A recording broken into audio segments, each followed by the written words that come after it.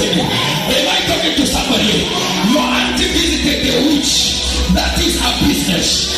Your sister visited the wizard. That is a business. So long as I am in this family, witchcraft will not stand. So long as I'm in this family, witchcraft will not stand.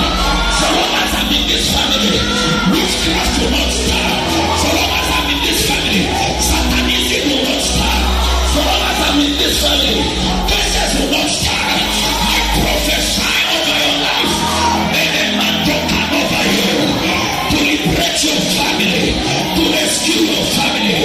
When your sister is bewitched, just tell that devil, I am coming to set them free. If they tell you that you are dedicated to an altar, tell them, may the altar carry my name catch fire. Am I talking to somebody? You stand on the pulpit and you tell yourself, I give those witches 24 hours to repent. If they don't repent, they die. Am I talking to somebody? If they don't repent, they die.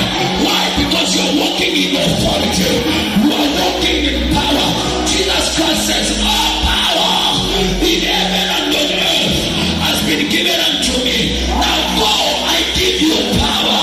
Whatever is working on my testimony, you stand in prayer. I crush you. I destroy you.